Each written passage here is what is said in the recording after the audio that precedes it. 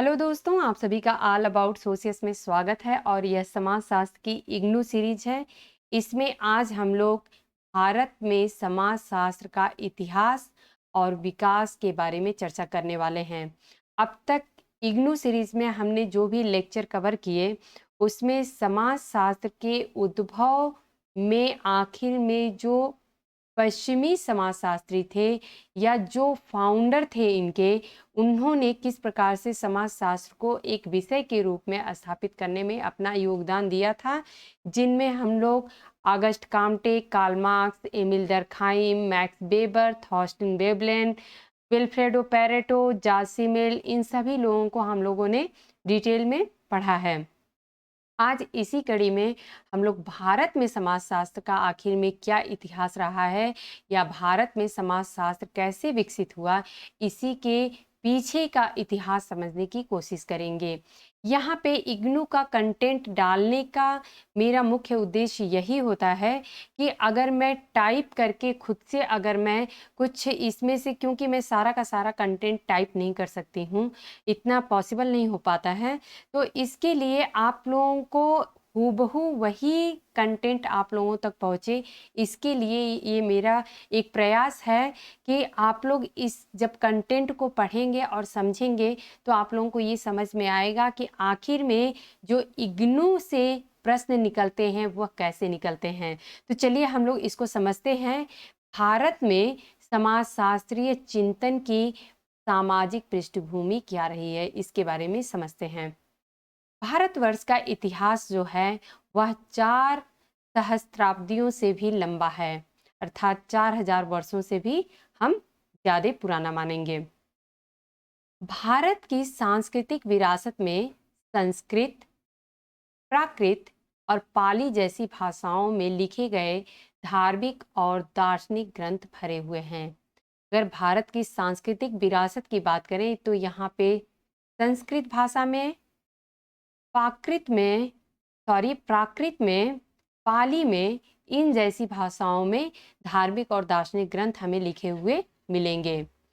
इसके अलावा मध्य युग में अगर बात करें तो अवधी, ब्रिज, मैथिली, बंगला, असमी, मराठी, कन्नड़, तेलुगु, मलयालम आदि क्षेत्रीय भाषाओं में भक्ति साहित्य का भंडार भरा पड़ा है। अर्थात हमें जो भक्ति साहित्य का अगर देखा जाए रचनाएं तो बहुत सारे यहाँ के जो क्षेत्रीय भाषाएं हैं उनमें देखने को मिलती हैं। अंग्रेजी राज से पूर्व की जो सामाजिक विचारधारा रही है भारत में वो कैसी रही है, इसको हम लोग समझते हैं। जहाँ पे अभी अंग्रेजों का शासन नहीं आया था उससे पहले की स्थिति क्या रही। साहित्यिक परंपराओं की दृष्टि से भारत की सभ्यता अपेक्षाकृत संश्लिष्ट या इसे मिश्रित किस्म की कह सकते हैं। तो भारत की जो सभ्यता रही है यहाँ पे एक मिश्रित किस्म की परंपरा देखने को मिलती है।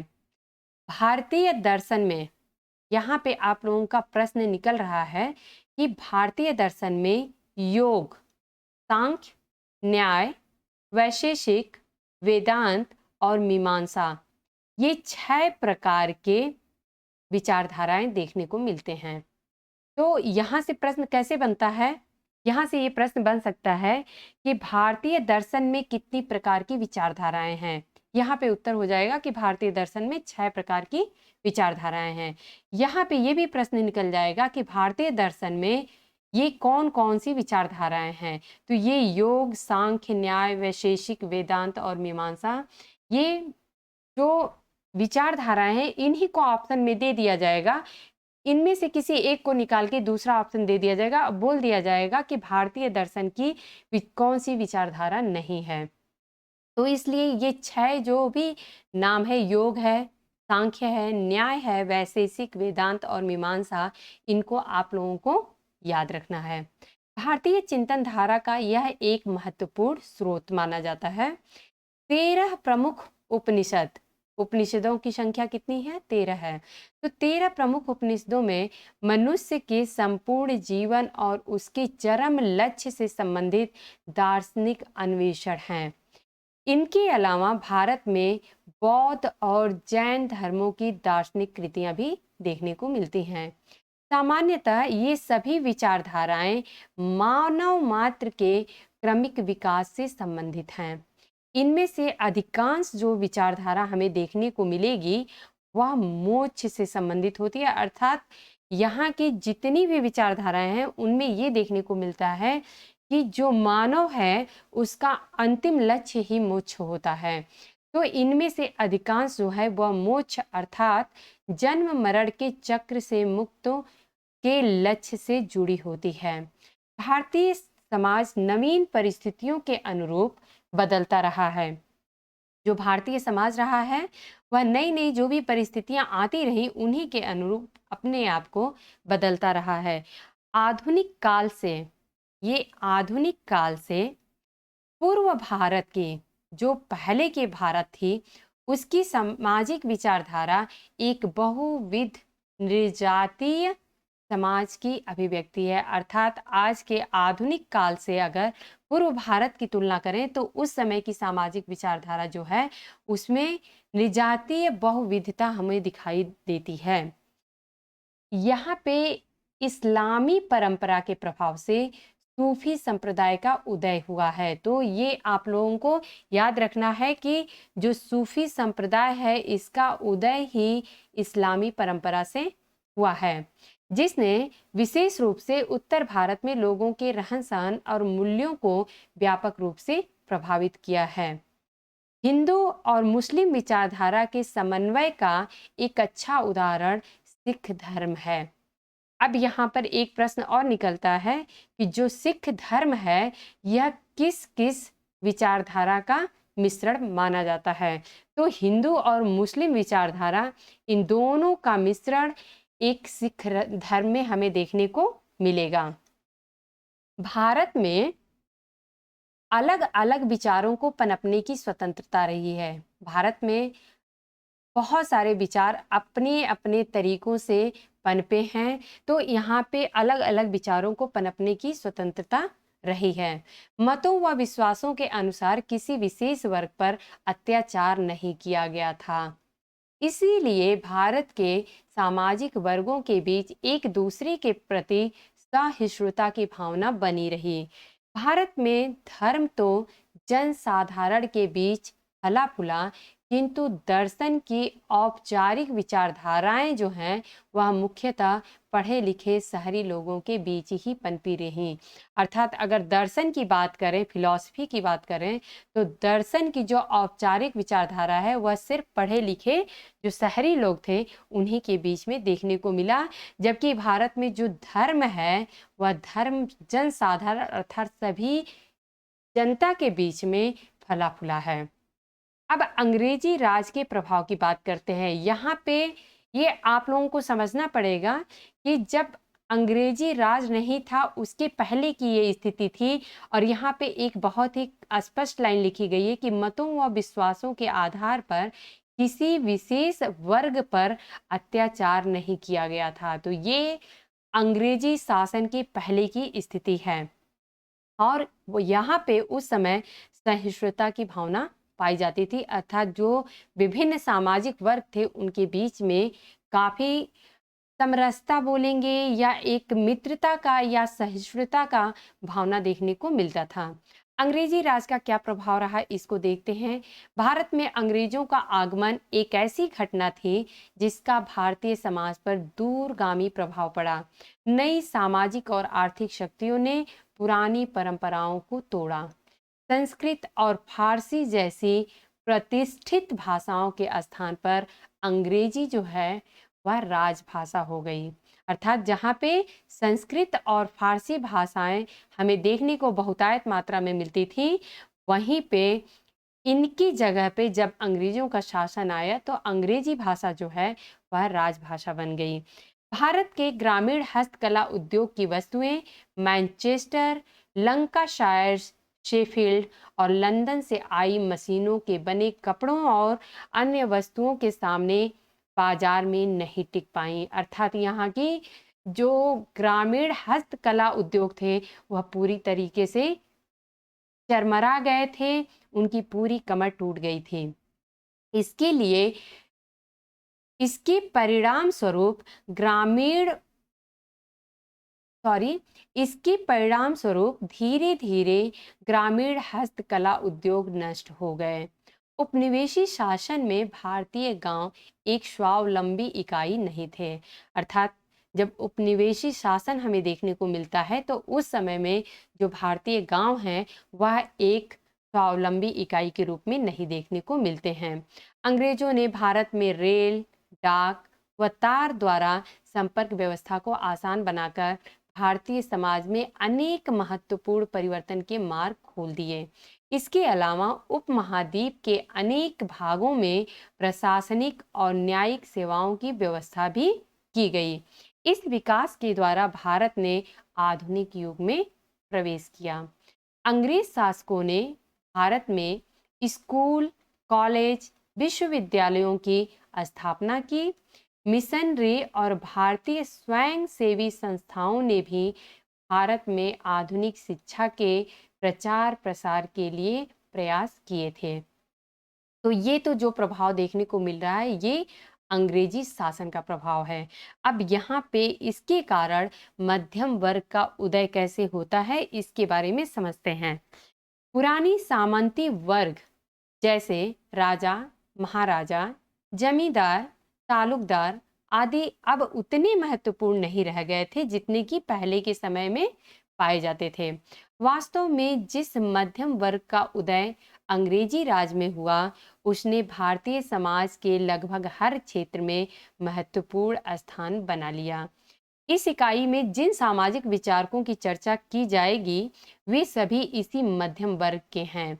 आगे हम लोग इसके बारे में चर्चा करेंगे कि आखिर में ये विचारक कौन कौन से हैं। हालांकि धार्मिक अनुष्ठानों और पारिवारिक मामलों में जाति का महत्वपूर्ण स्थान है, लेकिन व्यवसाय, रोजगार और जनजीवन के क्षेत्रों में वर्ग महत्वपूर्ण हो जाते हैं। अगर हम धार्मिक अनुष्ठानों की बात करें और पारिवारिक जो मामले हैं या परिवार से जुड़े हुए जो भी फैसले होते हैं जैसे कि शादी ब्याह होता है तो इनमें जाति का महत्वपूर्ण स्थान हमें देखने को मिलता है। लेकिन जब व्यवसाय की बात आती है, रोजगार की बात आती है या जनजीवन के क्षेत्रों में किस प्रकार से बदलाव देखने को मिलता है या लोग किस प्रकार से अपना जीवन जीते हैं तो उसमें वर्ग जो है वह महत्वपूर्ण भूमिका निभाता है। यहाँ पर हमने मध्यम वर्ग शब्द का प्रयोग सिर्फ आर्थिक रूप में ही नहीं किया है। मध्यम वर्ग के उदय में आर्थिक तथा सांस्कृतिक तत्वों का योगदान था। अर्थात भारत में जो मध्यम वर्ग देखने को मिलता है यहाँ सिर्फ अर्थव्यवस्था से वह प्रभावित नहीं थे बल्कि आर्थिक और सांस्कृतिक दोनों तत्वों का योगदान उसमें देखने को मिलता है। मध्यम वर्ग के लोगों का न केवल आर्थिक जीवन बल्कि सामाजिक सांस्कृतिक जीवन भी समान होता है। अर्थात ऐसा नहीं कह सकते हैं कि वह सिर्फ आर्थिक जीवन के रूप में एक समान होते हैं बल्कि उनका सामाजिक और सांस्कृतिक जीवन भी एक समान पाया जाता है। यहाँ पे एक टॉपिक है कि सुधार हेतु सामाजिक, धार्मिक एवं अन्य आंदोलन किस प्रकार से हुए थे। जो सुधार के लिए समाज में, भारतीय समाज में बहुत सारी कुरीतियां भी देखने को मिली थी, तो आखिर में इनके सुधार के लिए जो सामाजिक धार्मिक आंदोलन हुए थे या अन्य और भी जो जुड़े हुए आंदोलन थे तो इसके बारे में हम लोग समझते हैं। 19वीं तथा 20वीं शताब्दी के आरंभ में मध्यम वर्ग ने भारतीय समाज में सुधार और आधुनिकीकरण की ओर प्रयास शुरू किया। उस समय का जो मध्यम वर्ग था 19वीं और 20वीं शताब्दी, उस समय में मध्यम वर्ग ने यह सोचा कि हमारे समाज में ऐसी बहुत सारी कुरीतियां हैं, खामियां हैं जिन्हें हम जब तक दूर नहीं करेंगे तब तक यह समाज जो है वह आगे की तरफ विकसित नहीं कर पाएगा। तो इसके कारण इन लोगों ने समाज में जो भी कुरीतियां थी उनमें सुधार लाने के अपने प्रयास उन्होंने किए थे। इन सुधारवादी प्रयासों में सामाजिक तथा धार्मिक सुधार दोनों पाए जाते हैं। 20वीं शताब्दी के उत्तरार्ध आने तक अनेक अन्य आंदोलन भी प्रकट हुए थे। यहाँ पे एक और मैं पॉइंट क्लियर कर दूं कि अगर 19वीं शताब्दी की बात की जा रही है, 19वीं शताब्दी की बात की जा रही है तो ये 19वीं शताब्दी हम किसे कहेंगे? इसको जैसे हम मान लेते हैं कि ये 19वीं शताब्दी की बात हो रही है, तो ये हमने 1800 बोला, 1800 कंप्लीट हो गया, यह हमारा 1800 कंप्लीट हो गया। अब अगर इससे हम एक भी आगे बढ़ते हैं, आप लोग इसको समझ लीजिएगा क्योंकि बहुत ज़्यादा कन्फ्यूजन होता है। तो अगर हमने 1801 कर दिया, जैसे हम 1800 से +1 करके एक आगे बढ़ गए, 1801 कर दिए, ये हमारी 19वीं शताब्दी हो जाएगी, क्योंकि ये हमारी 18वीं शताब्दी जो है वह यहीं पे कंप्लीट हो जाती है। 18वीं शताब्दी अर्थात 1800 वर्ष, तो ये 18वीं शताब्दी यहीं कंप्लीट हो जाती है। जैसे ही उसमें हम एक और जोड़ देंगे, 1801 से 19वीं शताब्दी शुरू हो जाएगी, और ये कब तक चलेगा, यह 1801, 1802 ऐसे करते करते ये जाएगा आपका 1900 तक। तो ये 1900 तक जो है ये 19वीं शताब्दी मानी जाएगी। जैसे ही 1901 आएगा, ये आपका 20वीं शताब्दी हो जाएगा। तो उम्मीद है कि आप लोगों को अभी ये क्लियर हो चुका होगा कि आखिर में ये जो शताब्दी का कॉन्सेप्ट है, हालांकि हमें पता है कि बहुत लोगों को ये पता होगा, आप लोगों में से बहुत लोग इसको समझते होंगे, लेकिन हमारे ऐसे बहुत से साथी हैं जो इसमें कंफ्यूज हो जाते हैं। तो एक बार अगर आप लोग इसे समझ लेंगे तो आप लोग कभी नहीं भूलेंगे। जैसे कि यहाँ पे जब बोला गया है कि 20वीं शताब्दी का उत्तरार्ध, तो ये अगर हम मान लेते हैं कि 20वीं शताब्दी है, ये हमारी 20वीं शताब्दी है। अब 20वीं शताब्दी का टाइम पीरियड कौन सा होगा, ये होगा 1901 से 2000 तक। अब यहाँ पे हम मान लेते हैं कि ये हिस्सा जो है बीच में क्या आएगा, 1950 आएगा, सॉरी यहाँ पे 50 आएगा। तो ये जो 1950 है, इसके पहले की स्थिति जो होगी ये पूर्वार्ध हो जाएगी, और यहीं पे ये वाली जो यहाँ से 1950 से जैसे 1951 से हम आगे बढ़ेंगे 2000 तक, तो ये हमारी उत्तरार्ध हो जाती है। अब उम्मीद है कि आप लोगों को यह समझ में आ चुका होगा कि अगर 20वीं शताब्दी के या 20वीं सदी के उत्तरार्ध आने तक, अर्थात 1950 तक आने तक में अन्य आंदोलन भी प्रकट हो चुके थे। तो उम्मीद है कि आप लोगों को ये जो शताब्दी का कॉन्सेप्ट है वह अभी बिल्कुल क्लियर हो चुका होगा और आप लोग कभी भी कंफ्यूज नहीं होंगे। अब यहाँ पे सुधारवादी आंदोलन की बात करते हैं। 19वीं शताब्दी के सुधारकों में से एक प्रमुख सुधारक बंगाल के राजा राम मोहन राय, 1772 से 1883 इनका जो जन्म टाइमलाइन है उसको हम मानेंगे, तो ये राजा राम मोहन राय थे जिनका सुझाव था कि यदि भारत के लोग सती प्रथा, बाल हत्या आदि जैसे अंधविश्वासों और बुराइयों को त्याग दें तो वे प्रगतिशील बन सकते हैं। अर्थात इन्होंने ऐसा पाया था कि समाज में जो ये सती प्रथा उस समय पाई जाती थी, जो कि अगर पति का देहांत हो जाता था तो पत्नी भी अपने को वहाँ पे सती कर लेती थी, अपने पति के चिता के साथ ही अपने आप को भी समाप्त कर लेती थी। तो सती प्रथा या बाल हत्या जैसी जो घटनाएं देखने को मिलती थी, राजा राम मोहन ने ऐसा सोचा था कि अगर ये जो अंधविश्वास या बुराइयां हैं इनको यदि हम त्याग दें तो जो भारत है वह काफी प्रगतिशील बन सकता है।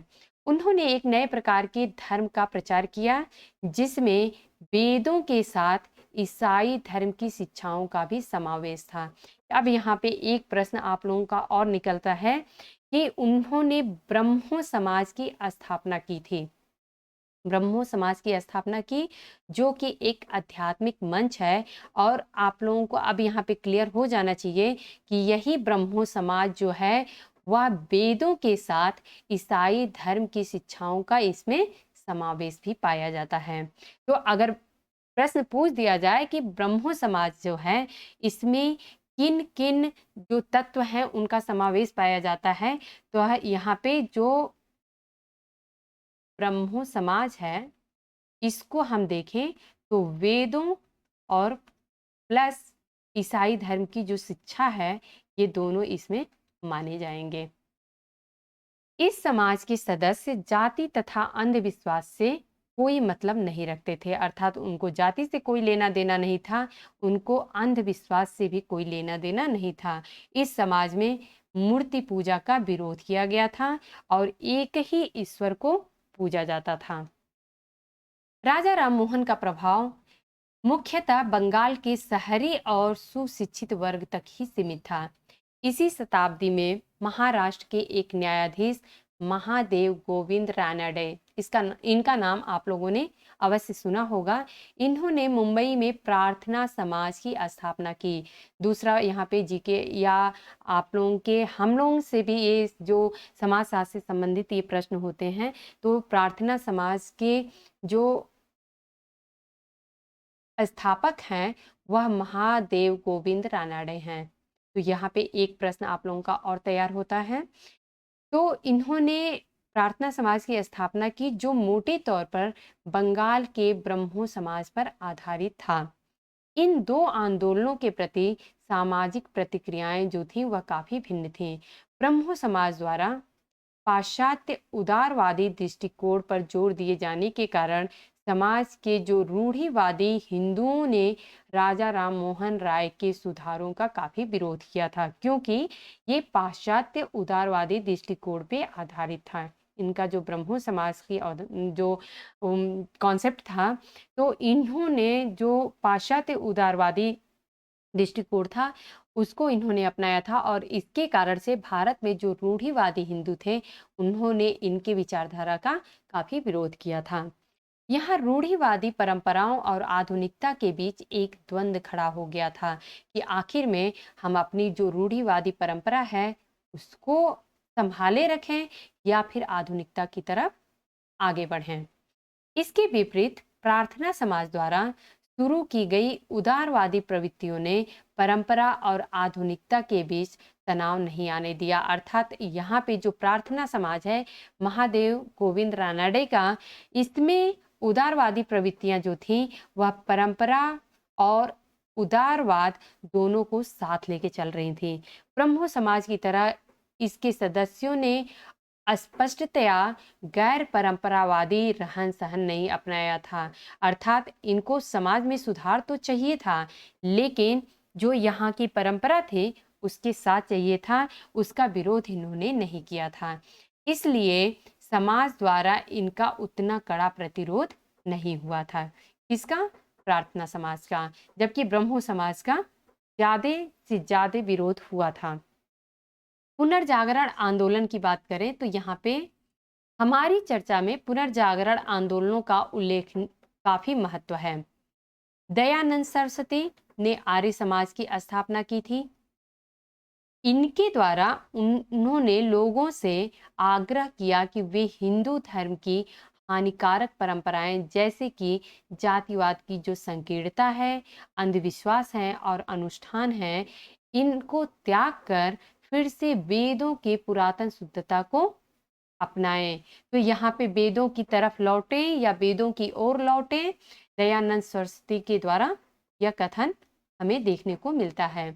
आर्य समाज ने ऐसी शिक्षा का समर्थन किया जिसमें परंपरा और आधुनिकता दोनों का समावेश था। तो यहाँ पे आर्य समाज का जो विचारधारा था वहां पे हम देखेंगे कि यहाँ पे परंपरा और आधुनिकता दोनों का एक साथ समावेश देखने को मिलता है।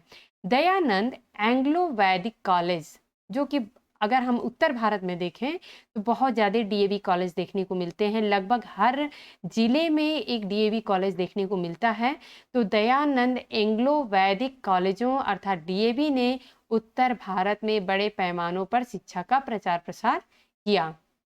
विवेकानंद द्वारा स्थापित रामकृष्ण मिशन, विवेकानंद द्वारा स्थापित रामकृष्ण मिशन के दो प्रमुख उद्देश्य थे। पहला यह कि शिक्षित भारतवासियों को समाज के कमजोर वर्गों के प्रति जिम्मेदारी का एहसास दिलाएं। अर्थात जो भारत का शिक्षित वर्ग है वह जो भारतीय समाज के कमजोर वर्ग के लोग हैं इनके प्रति अपनी जिम्मेदारी को समझें कि हमारा भी कुछ दायित्व इनके लिए बनता है। इसके साथ ही वे गरीबी और सामाजिक पिछड़ेपन को हटाने का प्रयास उसके करें। दूसरे यह कि वे पश्चिमी देशों में भारतीय वेदों का प्रचार प्रसार करें। पहले उद्देश्य की पूर्ति के लिए शहरी, ग्रामीण और जनजातीय इलाकों में कई स्कूल और छात्रावास स्थापित किए गए, जिससे सामान्य लोगों के लिए शिक्षा और रोजगार की संभावनाएं बढ़ गईं। दूसरे उद्देश्य के लिए बहुत से पश्चिमी देशों में आध्यात्मिक जागरण के उद्देश्य से कई अद्वैत केंद्रों की स्थापना की गई, जो कि पश्चिमी देशों में थी। अब यहाँ पर भारत में स्वाधीनता और स्वाधीनता उत्तर राजनीतिक आंदोलन कौन से थे, तो इसके बारे में समझते हैं कि जो स्वाधीनता थी भारत में और उसके बाद की जो स्थिति है, उसमें आखिर में राजनीतिक स्थिति कौन सी थी, यहाँ पे राजनीतिक कुछ आंदोलन हुए थे, वह कौन कौन से थे, तो इसको हम लोग समझते हैं। 19वीं शताब्दी के आखिर में भारत में स्वाधीनता के लिए राजनीतिक आंदोलन का आरंभ हुआ था। 1885 में ऑक्टेवियस ह्यूम अर्थात ए.ओ. ह्यूम, इन्हें ए.ओ. ह्यूम कहते हैं, तो इन्होंने विचार विमर्श और बहस के लिए राष्ट्रीय कांग्रेस के रूप में एक राजनीतिक मंच की स्थापना की थी। तो ये तमाम परीक्षाओं में पूछा भी जाता है कि राष्ट्रीय कांग्रेस की स्थापना किसके द्वारा की गई थी, तो ये ए.ओ. ह्यूम थे, इनका नाम ऑक्टेवियस ह्यूम है। स्वाधीनता आंदोलन की सामाजिक पृष्ठभूमि समझते हैं, तो कांग्रेस के अधिकांश जो सदस्य थे वह शहरी शिक्षित वर्ग के थे। 1885 से 1917 तक इसका स्वरूप जो है वह मध्यम वर्गीय बना रहा, अर्थात इसमें जो भी सदस्य थे वह मध्यम वर्गीय सदस्य थे। गांधी के आगमन से कांग्रेस एक जनसाधारण की राजनीतिक पार्टी बन गई, जिसके अधिकांश प्राथमिक सदस्य शहरी व्यावसायिक, किसान, दस्तकार और औद्योगिक मजदूर थे। देखा जाए तो भारत के बुद्धिजीवियों को अलग से राजनैतिक मत बनाने या स्वाधीनता के लिए संघर्ष के लिए इतने अत्याचार नहीं झेलने पड़े जितने कि अन्य देशों में लोगों को झेलने पड़े थे। तो ये विचार निकल के आता है कि यहाँ पे उतनी ज़्यादा अपने देश को आज़ाद कराने के लिए उतने ज़्यादा संघर्ष नहीं करने पड़े थे या अत्याचार नहीं झेलने पड़े थे जितने कि हमें अन्य देशों में देखने को मिलते हैं, जैसे कि साउथ अफ्रीका में भी हमें देखने को मिलता है कि जहाँ पे महात्मा गांधी ने पहले वहाँ के अधिकारों को, वहाँ के लोग जो थे उनके अधिकारों को अर्जित करने के लिए कितनी ज़्यादा परेशानियां झेलने पड़े थे। फिर भी स्वदेशी आंदोलन, असहयोग आंदोलन और भारत छोड़ो आंदोलन आदि के दौरान अनेक कांग्रेसी नेता और उनके अनुयायी जो हैं वह राजद्रोह के अभियोग में जेल चले गए। बहुत से लोगों को आतंकवादी गतिविधियों में भाग लेने के अभियोग में फांसी भी दे दी गई थी, जैसे कि अगर भगत सिंह की बात करें तो। फिर भी भारतीय स्वाधीनता संग्राम की विशिष्टता उसका अहिंसात्मक मार्ग है। अगर हम सारे का निचोड़ निकालें तो यही है कि भारत ने अपने को आज़ाद करने के लिए अहिंसा का मार्ग अपनाया था। यहाँ पे धार्मिक और राजनीतिक आंदोलनों का संपूरक स्वरूप अगर देखें कि क्या है, आखिर में दोनों एक दूसरे के लिए किस प्रकार से काम किए थे, तो यहाँ पे राष्ट्रीय कांग्रेस और अन्य राजनीतिक पार्टियां सीधे राजनीतिक गतिविधियों में तो लगी थीं, जबकि शिक्षा और सुधार द्वारा धार्मिक आंदोलन अप्रत्यक्ष रूप से इसमें अपना योगदान दे रहे थे। अर्थात जो राजनीतिक आंदोलन था और जो धार्मिक आंदोलन था, ये दोनों के दोनों एक दूसरे को सहयोग कर रहे थे। पहले आंदोलन ने राजनीतिक जागृति पैदा की, अर्थात जो राजनीतिक आंदोलन हो रहा था, विभिन्न पार्टियों के द्वारा अपनी मांगे जो उठाई जा रही थी देश को आज़ाद करने के लिए, तो इन्होंने तो राजनीतिक जागृति पैदा की, वहीं पर दूसरे ने आत्मविश्वास की भावना को उत्पन्न किया, जो कि शिक्षा और सुधार के द्वारा धार्मिक आंदोलन चलाया जा रहा था। इसके द्वारा लोगों के बीच में आत्मविश्वास की भावना पनपी। इस प्रकार दोनों आंदोलनों को एक दूसरे के संपूरक के रूप में देखा जाना चाहिए। अब तक हमने उस सामाजिक और सांस्कृतिक पृष्ठभूमि का विवेचन किया जिसमें भारतीय समाजशास्त्र का विकास हुआ था। अब यहाँ पे महिलाओं और कृषकों, अल्पसंख्यकों, अनुसूचित जातियों तथा जनजातियों से जुड़े हुए कुछ राजनीतिक आंदोलन थे। इसके बारे में समझ लेते हैं कि आखिर में इग्नू की पुस्तक में क्या दिया गया है।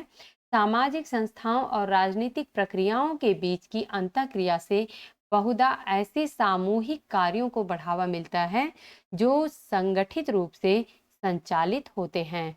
अर्थात जो सामाजिक संस्थाएं हैं और राजनीतिक प्रक्रियाएं हैं, इनके बीच की अंतःक्रिया, दोनों से जो अंतःक्रिया होती है मिलके, इनसे जो सामूहिक कार्य होते हैं इनको बढ़ावा मिलता है और यह संगठित रूप से, सुचारू रूप से कार्य करती हैं।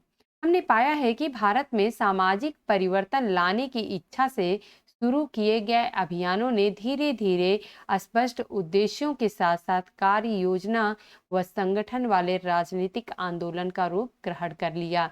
उद्देश्य तो हम सामाजिक परिवर्तन को लाने की इच्छा से शुरू किए थे कि हम कुछ आंदोलन करेंगे जिससे समाज में परिवर्तन आएगा, और इसी उद्देश्यों के साथ लेते हुए जब इसको योजनाबद्ध तरीके से जब कार्य किया गया तो वहां पे ऐसा पाया गया कि यह एक राजनीतिक आंदोलन का रूप ग्रहण कर लिया।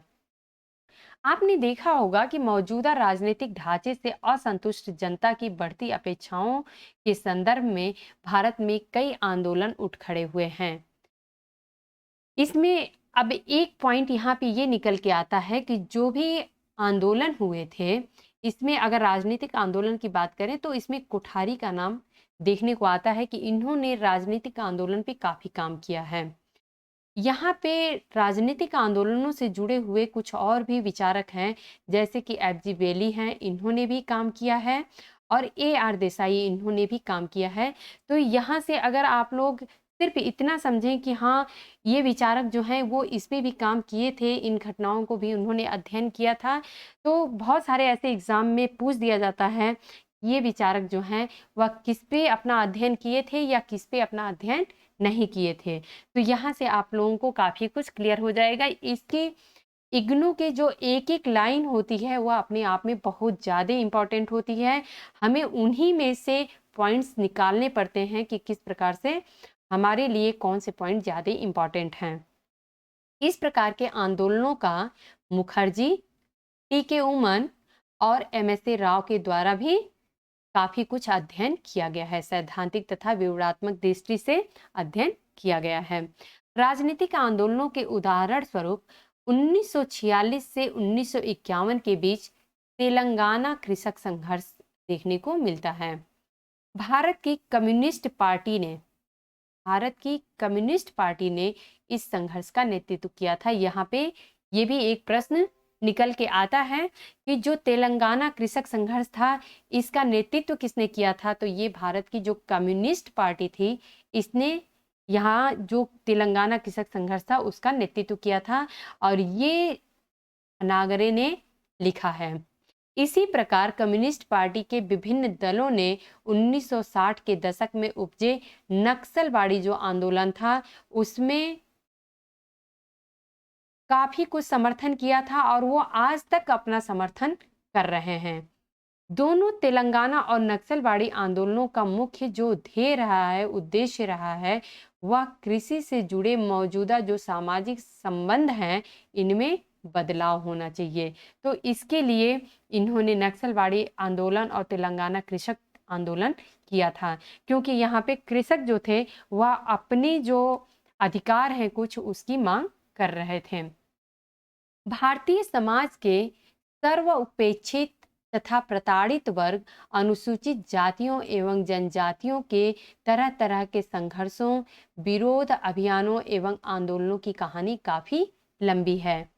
ओमवेट, यहाँ पे गेल ओमवेट का नाम आ रहा है, तो इन्होंने भी जो अनुसूचित जातियां हैं, जनजातियां हैं, उनका किस प्रकार से शोषण किया गया है इस पे इन्होंने काफी अध्ययन किया है। तो यहाँ पे लिखा गया है कि ओमवेट ने अंबेडकर के बाद दलित आंदोलन का विशद अध्ययन किया है। अर्थात अगर अंबेडकर के बाद कहें तो गेल ओमवेट भी दलित आंदोलन के अध्ययन से जुड़े हुए हैं। दूसरी ओर सिन्हा जो हैं और सिंह अर्थात वाई के सिंह, योगेंद्र कुमार सिंह, तो जो सिन्हा हैं और सुरजीत सिन्हा, ये सिन्हा कौन से हैं? एक मिनट, सुरजीत सिन्हा, तो ये सुरजीत सिन्हा की बात हो रही है, ये योगेंद्र सिंह की बात है, तो वाई के सिंह की बात हो रही है। इन्होंने जनजातीय आंदोलनों पे अपना काम किया है। तो अगर देखा जाए कि सुरजीत सिन्हा और योगेंद्र सिंह ने भी जो जनजातीय आंदोलन है इस पे काम किए हैं, तो ये पॉइंट भी आप लोगों को याद रखने की जरूरत है। भारत में महिला आंदोलन और राजनीति के बीच अंतःक्रिया कम नहीं है। इस प्रकार के अध्ययनों में देखें तो लिंगम, जैन, देसाई, ये सारे विचारक जो हैं इन्होंने इस पे भी काम किया है कि जो महिला आंदोलन है और इसको राजनीति से किस प्रकार से जोड़ के देखा जा सकता है। भविष्य में होने वाले क्षेत्रीय व राष्ट्रीय स्तर पर राजनीति में उनकी भूमिका के संदर्भ में छात्र आंदोलनों में भाग लेने वाले युवाओं के महत्व को समझा जा सकता है। इस दृष्टि से शाह तथा गुहा के अध्ययनों का महत्व बढ़ जाता है। इन्होंने जो ये छात्र आंदोलनों की बात है, इसका अध्ययन इन्होंने किया है। इन तमाम अध्ययनों की चर्चा करने का आशय इनकी ओर केवल अपना ध्यान आकर्षित करना मात्र है। राजनीतिक आंदोलनों को समाज शास्त्र पर स्नातकोत्तर स्तर के पाठ्यक्रमों में काफी ज्यादा विशद रूप में पढ़ाया जाता है या डीपली पढ़ाया जाता है। ठीक है, ओके। भारत में अब समाजशास्त्रीय चिंतन की वैचारिक पृष्ठभूमि क्या रही है? अब यहाँ से समझते हैं कि भारत में जो समाजशास्त्रीय विचारधारा कैसे पनपती है या इसकी उत्पत्ति हुई थी, तो इसके पीछे वैचारिक पृष्ठभूमि क्या रही है। भारत में विशिष्ट अर्थात इलाइट वर्ग जो है वह अंग्रेजों के प्रभाव की चर्चा करना यहाँ उचित है। भारत में जो इलाइट वर्ग है अर्थात जो उच्च वर्ग एक माना जाता था, इन पे अंग्रेजों का आखिर में क्या प्रभाव पड़ा था, तो यहाँ पे इसका चर्चा किया जा रहा है कि भारत में सदियों पुरानी एक प्रतिष्ठित साहित्यिक परंपरा थी। भारत में पहले की जो परंपरा है वह काफी प्रतिष्ठित थी। संस्कृति का ज्ञान जो है वह विशिष्ट वर्ग की पहचान थी, अर्थात यहाँ पे संस्कृत जो है वह काफी जो उच्च वर्ग था उसमें देखने को मिलता था।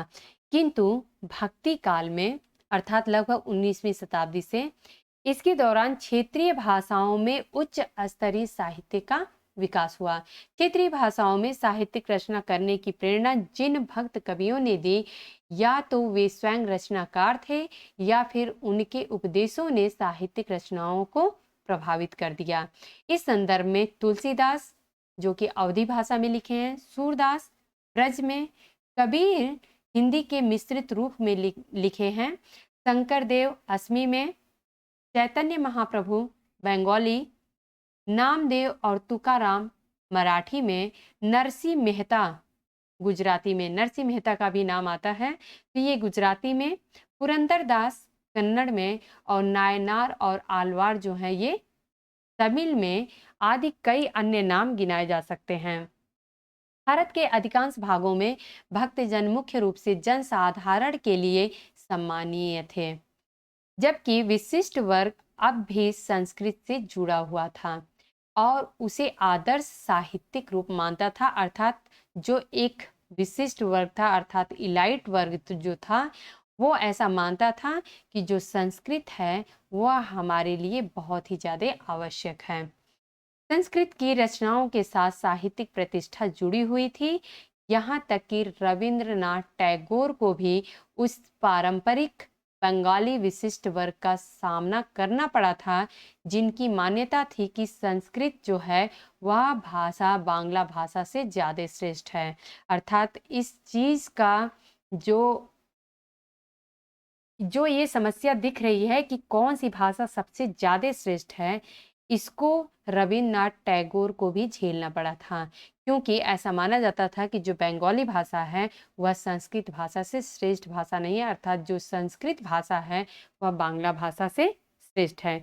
लेकिन जब भारत में शिक्षा का माध्यम अंग्रेजी बन गया तो ये सारी धारणाएं बदल गईं, क्योंकि श्रेष्ठता यहाँ पे अंग्रेजी की आ गई। भारतीय विशिष्ट वर्ग ने तेजी से किंतु आंशिक रूप में अंग्रेजी को अपना लिया। एडवर्ड सिल्स ने यहाँ पे कहा है कि भारतीय विशिष्ट वर्ग द्वारा अंग्रेजी को अपना लेने के बावजूद भी संस्कृत पर आधारित ब्राह्मणवादी परंपरा के प्रति उनका मुंह बना रहा। अर्थात उन्होंने अंग्रेजी को अपना तो लिया, लेकिन जो संस्कृत पर आधारित ब्राह्मणवादी परंपरा थी उससे उनका मोह भंग नहीं हुआ, वह उससे जुड़े रहे। दूसरे शब्दों में अंग्रेजी शिक्षा ग्रहण किए हुए आधुनिक विशिष्ट वर्ग की विज्ञान और तकनीकी की अपेक्षा साहित्यिक और मानववादी परंपराओं में अधिक रुचि थी। अर्थात जहां एक तरफ यूरोपीय समाज की बात करें या पश्चिमी समाज की बात करें तो वो विज्ञान और तकनीकी पे ज़्यादा जोर दे रहे थे, लेकिन वहीं पे अगर भारतीय समाज की बात करें और यहाँ पे जो इलाइट वर्ग था, अर्थात जो विशिष्ट वर्ग था या इलीट वर्ग बोलेंगे, ये जो थे ये अंग्रेजी को अपना तो लिए थे, लेकिन ये इनका जो जुड़ाव था वह यहाँ के साहित्यिक और मानववादी परंपराओं से जुड़ा हुआ था। विशिष्ट वर्ग पर यह दृढ़ता संस्कृत की पकड़ के कारण ही थी, अर्थात वह संस्कृत को छोड़ नहीं पा रहे थे। अब यहाँ पे समझते हैं कि किस प्रकार से भारत में परंपरा और आधुनिकता के बीच में द्विविधा देखने को मिलती है। कुल मिलाकर भारतीय बुद्धिजीवी वर्ग में परंपरा और आधुनिकता के बीच द्विविधा अर्थात डायलमा की स्थिति आ गई थी। डायलमा की स्थिति वो होती है, द्विविधा इसे कहते हैं कि जैसे कोई व्यक्ति है उसे पता नहीं है, असमंजस की स्थिति में है कि क्या करना चाहिए हमें, क्या नहीं करना चाहिए, तो ये स्थिति जो होती है वह डायलमा कहलाती है। परंपरा का अर्थ है कि पुराने रीति रिवाज जो हैं, नैतिक मूल्य हैं, आदर्श हैं, इनका महत्व और आधुनिकता का संबंध तर्क संगति, स्वाधीनता और समानता जैसे पाश्चात्य आदर्शों के प्रभाव से है। तो यहाँ पे जो परंपरा है और जो आधुनिकता है ये दोनों पूर्व और पश्चिम की तरह कार्य करते हैं, दोनों एक दूसरे के विपरीत हैं। जहाँ पे परंपरा पुराने रीति रिवाज, नैतिक मूल्यों और आदर्शों को ज़्यादा महत्व देता है, वहीं पे आधुनिकता जो है वह तर्क संगति, स्वाधीनता अर्थात प्रत्येक व्यक्ति स्वतंत्र है, अपनी अधीनता वह खुद स्वीकार करेगा, समानता, इस टाइप की जो विचारधारा है उससे ज़्यादा प्रभावित होती है। परंपरा और आधुनिकता एकदम से तो विपरीतार्थ तो नहीं है, किंतु कुछ विद्वानों जैसे कि सिल्स ने इसका प्रयोग पुराने और नए मूल्यों के बीच अंतर दिखलाने के लिए किया गया है। अमेरिका में भारतीय कला के संग्रहालयाध्यक्ष जो संग्रहालयाध्यक्ष जो थे और सामाजिक विचारक आनंद कुमार स्वामी, ये सामाजिक विचारक माने जाएंगे भारत के। तो आनंद कुमार स्वामी ने आधुनिकता और परंपरा के इन पारंपरिक अर्थों को अस्वीकृत कर दिया था। आनंद कुमार स्वामी ने जो आधुनिकता थी और परंपरा, इनके बीच में आखिर में क्या अर्थ निकलते हैं दोनों को मिला के, तो उसको इन्होंने अस्वीकार कर दिया था।